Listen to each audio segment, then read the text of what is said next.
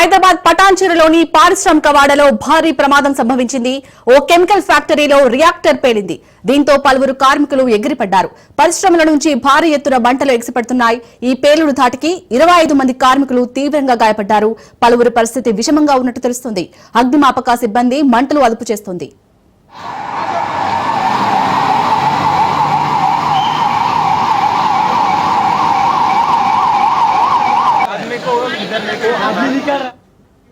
హైదరాబాద్ పటాన్చెరులోని పారిశ్రామిక వాడలో భారీ ప్రమాదం సంభవించింది. ఓ కెమికల్ ఫ్యాక్టరీలో రియాక్టర్ పేలింది. దీంతో పలువురు కార్మికులు ఎగిరిపడ్డారు. పరిశ్రమల నుంచి భారీ ఎత్తున మంటలు ఎగిసిపడుతున్నాయి. ఈ పేలుడు ధాటికి 25 మంది కార్మికులు తీవ్రంగా గాయపడ్డారు. పలువురి పరిస్థితి విషమంగా ఉన్నట్లు తెలుస్తోంది. అగ్నిమాపక సిబ్బంది మంటలు అదుపు చేస్తోంది.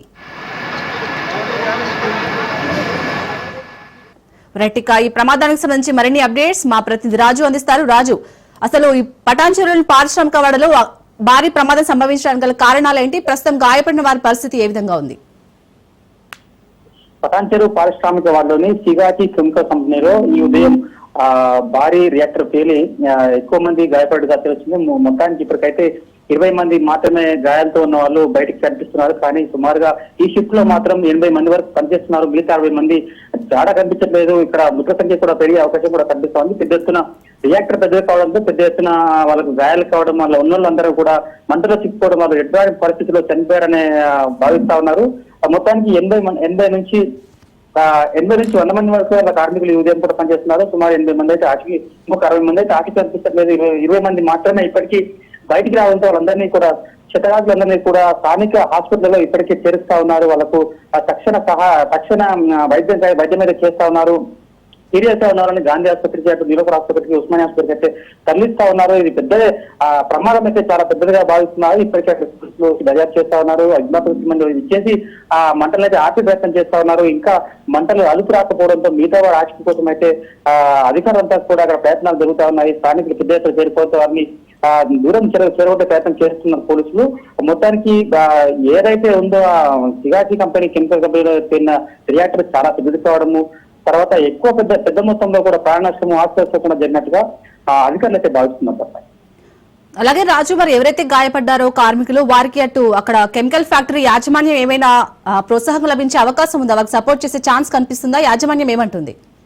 ప్రస్తుతానికి అయితే గవర్నమెంట్ అధికారులు మాత్రమే వాళ్ళ ఎవరైతే గాయపడ్డ క్షతగాతులను మాత్రము స్థానికంగా ఉన్నటువంటి ప్రైవేట్ ఆసుపత్రులకు, తర్వాత కొంత సీరియస్ గా ఉన్న వాళ్ళని గాంధీ ఆసుపత్రికి తరలించే ప్రయత్నం చేస్తా ఉన్నారు. ఇప్పటికీ ఇంకా ఏదైతే యాజమాన్యం నుంచి ఎటువంటి భరోసా అయితే రాలేదు. కానీ వారు కూడా చేసే ప్రయత్నం అయితే, వారి నుంచి కూడా చేయించే ప్రయత్నం అయితే అధికారులు చేస్తా ఉన్నారు.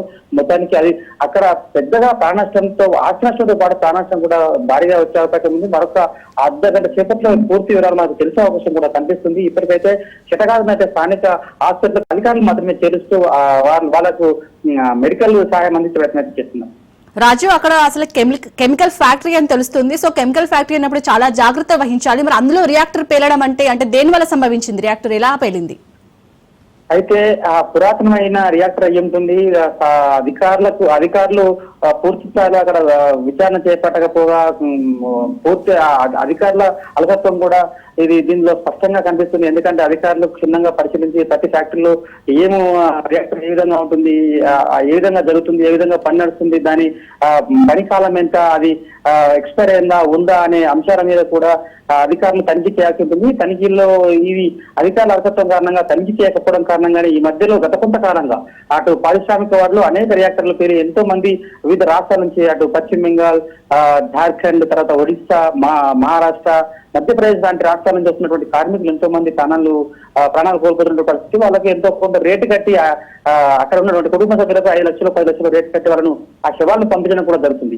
అయితే ఇది నిత్యం జరుగుతున్నటువంటి ప్రక్రియనే. కానీ అధికారులు ఇప్పటికైనా చొరవ తీసుకొని నిత్యం అక్కడ ఉన్నటువంటి పారిశ్రామిక వాడలో ఉన్నటువంటి రియాక్టర్లకు కావచ్చు, తర్వాత ఇటువంటి కెమికల్ ఫ్యాక్టరీ ఉన్నటువంటి ప్రతి ఒక్కటి వాళ్ళు క్షుణ్ణంగా తనిఖీలు చేసి మెన్ సేఫ్టీ కోసం, అంటే ఈ కార్మికుల సేఫ్టీ కోసం వాళ్ళు ఇప్పటికే చర్యలు తీసుకోవాల్సిన అవసరం ఉంది. కాబట్టి అటువంటి తనిఖీలు చేపట్టక వారి సేఫ్టీ కోసం చూడకపోవడం కారణంగానే ఇటువంటి ప్రమాదాలు జరుగుతున్నాయని చెప్పి అయితే స్థానికులు భావిస్తున్నారు. స్థానికులు కూడా పెద్ద శబ్దం రావడంతో ఇళ్ల నుంచి బయటకు వచ్చి ఇక్కడ ఏం జరుగుతుందని చెప్పి వాళ్ళని తెలుసుకున్నట్టు ఈ కంపెనీలో రియాక్టర్ పేలి ఎంతో మంది క్షతగాతులు బయటకు రావడం చూస్తూ వాళ్ళు కూడా అటు అంతా ఆందోళనకరంగా ప్రమాదాన్ని చూసి భయపడుతున్న పరిస్థితి కనిపిస్తుంది. ఇప్పటికీ అక్కడికి వెంటనే అధికారులు కూడా రావడంతో వాళ్ళందరినీ కూడా క్షతగాతులను కూడా హాస్పిటల్ తరలించే ప్రయత్నం చేస్తున్నారు. స్థానికులు కూడా చాలా భయపడుతూ ఇటువంటి రియాక్టర్లు పేరకుండా ఇటువంటి పరిస్థితి రాకుండా అధికారులు చొరవ తీసుకోవాలి. అధికారులు ప్రత్యేకంగా ప్రతి కెమికల్ ఫ్యాక్టరీ మీద ప్రత్యేక చొరవ తీసుకొని తనిఖీలు చేపట్టి అక్కడ పని విధానం ఆ యంత్రాల పని విధానం ఏ విధంగా ఉంది, ఎక్స్పైరీ డేట్స్ ఏమైనా ఉన్నాయనేది చూడాల్సిన అవసరం ఎంతగానో ఉందని చెప్పి స్థానికుల నుంచి కూడా డిమాండ్ వెల్లువెత్తిన పరిస్థితి కనిపిస్తుంది. రాజు, ప్రస్తుతం అక్కడ మంటలు అదుపులోకి వచ్చాయి. అలాగే ఆ ఫ్యాక్టరీలో ఎంతమంది కార్మికులు పనిచేస్తుంటారుగా తెలుస్తుంది దాదాపు? ప్రస్తుతానికైతే మంటలు ఇంకా పూర్తి స్థాయిలో అదుపులోకి రాలేదు. ఇప్పటికీ రెండు ఫైర్ ఇంజిన్లు మాత్రం అక్కడ వచ్చి పనిచేస్తున్నాయి. ఇంకా ఫైర్ ఇంజిన్ల కోసము అధికారులు రప్పించే ప్రయత్నం అయితే చేస్తున్నారు. మంటలు అదుపులోకి వస్తే కానీ ఎంతమంది చనిపోయారు, ఎంతమంది గాయపడ్డారు, అసలు ఎంత ఆస్తి నష్టం జరిగింది అనేది స్పష్టత రానుంది. అయితే ఇప్పటికే అధికారులు అయితే తీవ్రంగా శ్రమిస్తున్నారు. మంటలు పెద్ద ఎత్తున రావడంతో అక్కడికి క్షతగాతులకు కూడా పూర్తి స్థాయిలో సహాయ సహకారాలు అందించలేక అధికారులు కూడా ప్రయత్నం అయితే చేస్తున్నారు.